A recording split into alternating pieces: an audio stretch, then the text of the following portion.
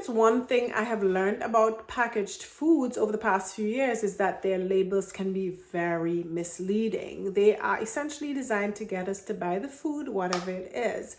And so in today's video, I'm going to share with you I'm going to clarify 5 things that you might see on labels to help you to be able to make better decisions about packaged foods and processed foods. So we're going to dive right in. But first, I'll just say that for those of you who are meeting me for the first time, I am Dr. Amina Goodwin, a physician and health coach, and I help you obtain ultimate health and vitality by making simple lifestyle changes.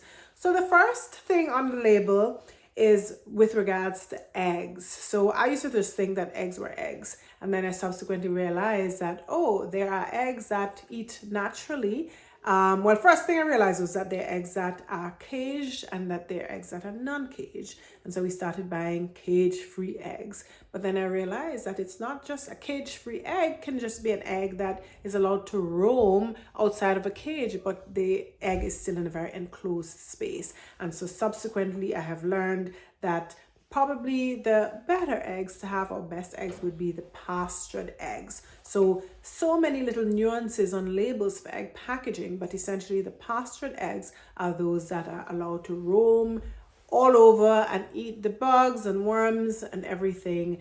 And those tend to have a better quality, a better nutritional profile in general, right? So pastured eggs over cage-free eggs would be the way to choose if you can, because of course there's a price sort of difference as well to consider. Second thing is that there's a difference between added sugar and total sugar on labels. So the total sugar would refer to the overall amount of sugar in a serving. So not just in the package, but in one serving of whatever the food is. And then on the total sugar, then there's a little line saying including added sugar, and it tells you the amount of added sugar.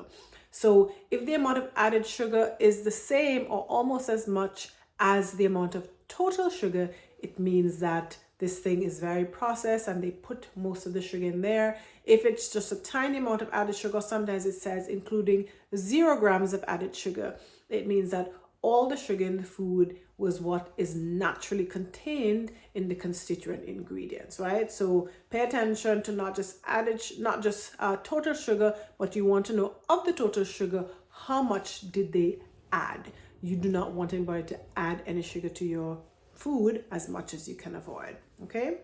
Third thing, and this is one that I learned about relatively recently. So we know that grass-fed animals, the meat and milk and so on from grass-fed animals is of a better quality than those that are fed grain. So you want your food to eat its natural food. We are what our food eats. So grass-fed cows, let's just use cows as an example. You can get grass-fed cows, but lately I have seen labels where it says there's a difference basically between grass-fed and grass-finished.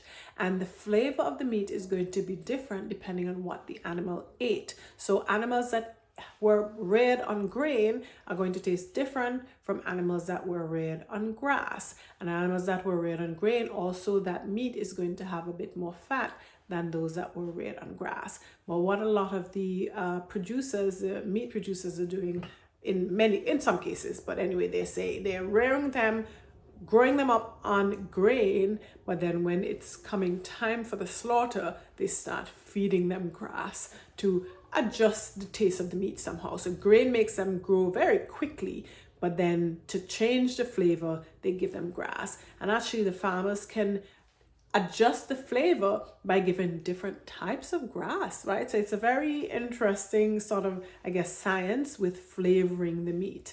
And so some of them can even be grass fed, but grain finished. So they play around. I'm learning now that they play around with what they feed the cows so that they can alter the flavor of the meat. It's quite interesting. So when you're looking for meat, if you see grass, you might be inclined to think, oh, this is grass fed. But you have to see, oh, it might just be grass finished. And then the finishing is going to be for different durations of time, depending on the farm it is. So just another little nuance to pay attention to on labels where meat is concerned. And then another number 4 is number 4 is that when a label says no added sugar, and this tricks a lot of diabetics especially, right? That labels will have big and bold on the front, no added sugar. But no added sugar does not mean no added sweeteners. And in fact, when you see no added sugar, almost certainly there is something else in place of sugar. When we say sugar, classically, we're thinking sucrose, table sugar, maybe honey. But if they're saying no added sugar, then what is in place of the added sugar? You might see one of the artificial sweeteners like aspartame or sucralose, or you might see one of the other more natural sweeteners like monk fruit or stevia. Those are common ones. And when you see ketchup and sometimes even peanut butter that state no added sugar, and you flip them and look at the ingredients and they have stevia. A lot of things have stevia or monk fruit, like I said, or they might have sugar alcohols, and sugar alcohols tend to have not a bad taste, and so a lot of diabetics would go for those. But the thing about sugar alcohols is that some of them can actually cause the blood sugar to increase, and then if you're not paying attention to the servings of what it is you're eating, you might actually get quite a significant increase in blood sugar levels, and also suffer from side effects from the sugar alcohols. Of course, erythritol was in the news recently as a sugar alcohol that's associated with higher risk of heart disease, cardiovascular disease. So when you're looking at labels and it says no added sugar, better look at the back, because it might have erythritol and you don't want to put your heart at risk, or it might have something else that you do not want to take in your body. So beware of any label that says no added sugar.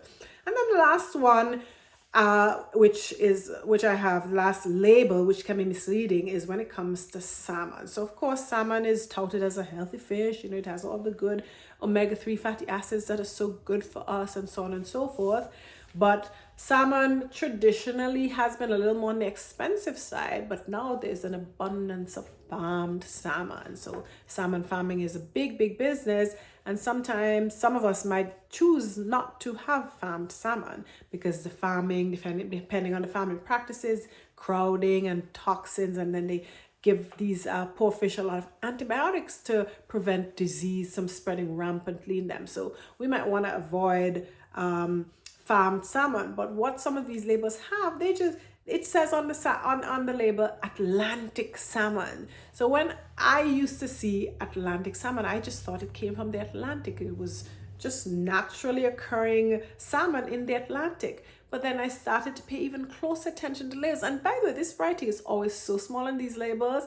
And then you flip the package for the Atlantic salmon and you see farm-raised Atlantic salmon. So you cannot just assume by seeing Atlantic that it's wild-caught salmon from the ocean, right? So those are 5 labels that can be quite misleading, 5 proclamations on labels that can be quite misleading, that I personally only learned about in detail over the past several years. And so I hope this was helpful to you. We want to be informed when it comes to our food as much as we can and can afford. We want to be able to choose food that's more rich in nutrients. It's of more nutritional benefit to us, and at the same time, it has less potentially toxic additives, including pesticides and antibiotics and artificial sweeteners and preservatives and all those things, right? So if you found this video helpful, you can give it a thumbs up, and also feel free to share it with others who you think might benefit from it.